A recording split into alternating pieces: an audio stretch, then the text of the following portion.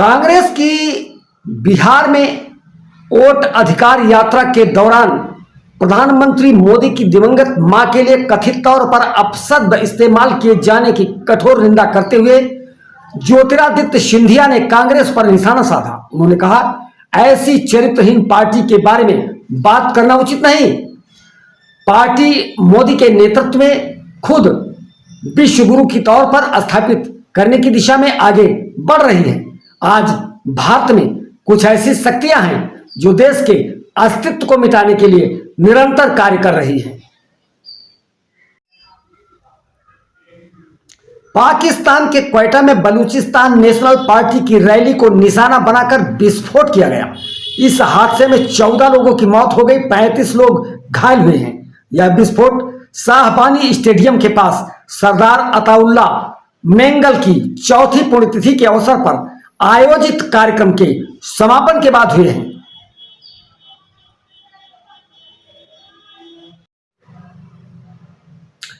पंजाब में कई दशकों की सबसे भीषण बाढ़ ने पूरे राज्य में पानी की चपेट में ले लिया।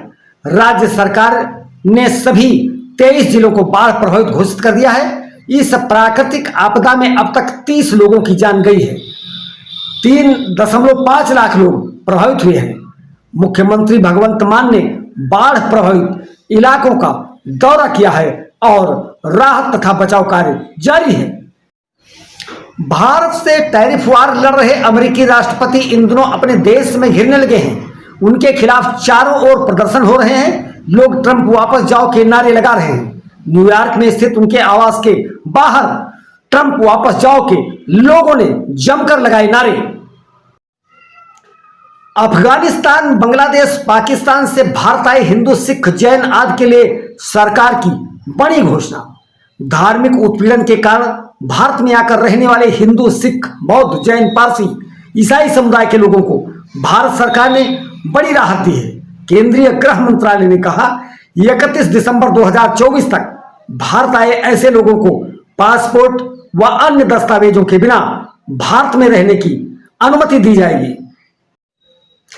टैरिफ विवाद पर भारत को लेकर विवादित बयानों के बाद भारत और अमेरिका के रिश्ते निचले स्तर पर पहुंच गए।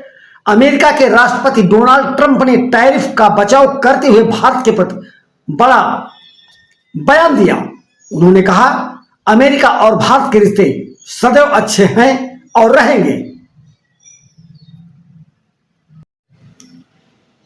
असम के मुख्यमंत्री हेमंता बिश्वा शर्मा ने जमीयत उलेमा हिंद के अध्यक्ष महमूद मदनी को सख्त चेतावनी दी। उन्होंने कहा, अगर मदनी अपनी सीमाएं पार करते हैं तो उन्हें गिरफ्तार कर लिया जाएगा। मदनी ने सोमवार को असम के बेदखल वाले स्थानों का दौरा किया।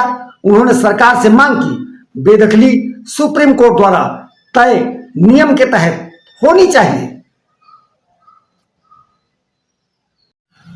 बाराबंकी में छात्रों पर लाठीचार्ज मामले पर योगी का दिखा रौद्र रूप। बाराबंकी में श्री राम स्वरूप स्मारक विश्वविद्यालय में सोमवार को छात्रों पर लाठीचार्ज पर कठोर रुख अपनाते हुए मुख्यमंत्री योगी आदित्यनाथ ने नगर कोतवाल प्रभारी और गदिया चौकी प्रभारी समेत पूरी चौकी को लाइन हाजिर कर दिया।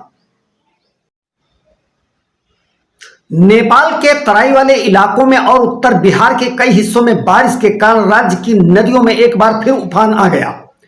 गंडक, कोसी, बागमती, महानंदा, कमला बलान आदि नदियां खतरे के निशान से ऊपर बह रही हैं।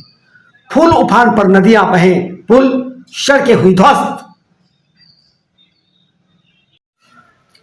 केंद्रीय मंत्री किरण रिजिजू ने लोकसभा में नेता प्रतिपक्ष और कांग्रेस सांसद राहुल गांधी पर गंभीर आरोप लगाते हुए कहा, राहुल गांधी देश विरोधी ताकतों के साथ मिलकर कार्य कर रहे हैं। जुडिशरी पर अटैक करने के लिए चुनाव आयोग पर सवाल उठाना, चुनी हुई सरकार को चोर बताना, यह सब सोची समझी साजिश का एक हिस्सा है। वे ये सब जानबूझकर कर रहे हैं। उन्होंने कहा, मोदी के नेतृत्व में कोई देश को हिला नहीं सकता। देश की जनता मोदी जी के साथ खड़ी है।